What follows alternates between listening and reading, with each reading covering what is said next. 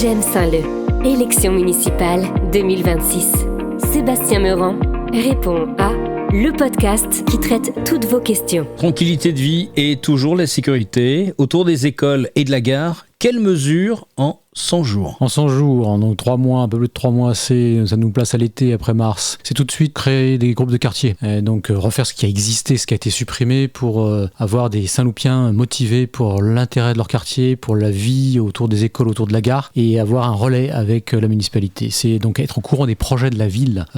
Lorsqu'on a des projets, que les groupes des quartiers puissent parler autour d'eux tout simplement de ce qui va se faire ou de ce qui se fait dans leur quartier. C'est tout de suite être capable de discuter avec les propriétaires, certains propriétaires, je pense notamment au Diablo, et un endroit où il n'y a même plus de quoi boire un café le matin, se réunir, et il y a beaucoup de personnes isolées, et bien d'aller voir le propriétaire et de rapidement de dire dans les 3 mois, il faut trouver quelque chose, on trouve qu'on a quelqu'un qui serait intéressé à reprendre, trouver des moyens d'agir rapidement. Donc c'est également tout autour des écoles, lorsqu'on sait qu'aujourd'hui, je pense notamment au collège dans la Dosca, certains soirs, lorsque c'est la sortie, eh bien le boulevard des Diablos est envahi de trottinettes, de jeunes qui descendent à plusieurs sur les trottinettes, qui se mettent en danger. On a dans certains moments du tuning qui se fait auprès de la gare. Et en fait, tout ça, on sait ce qui se passe puisqu'il y a les caméras qui voient. Donc en fait, c'est dans les 100 jours, mettre l'arrêt à tout ça, mettre le haut là à tout ça, et c'est tout à fait faisable. Vous avez aujourd'hui des tags qui sont revenus à Saint-Leu-la-Forêt. C'est évidemment, pas en 100 jours, mais en une semaine, faire disparaître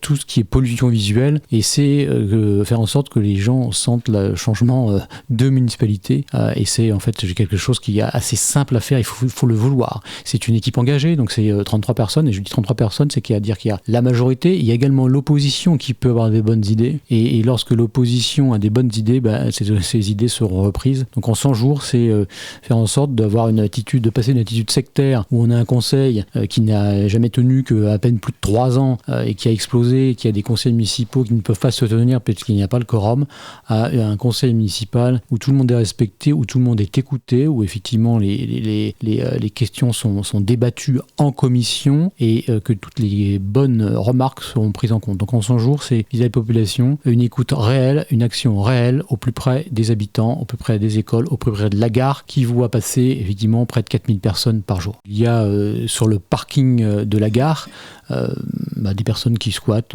à certains moments.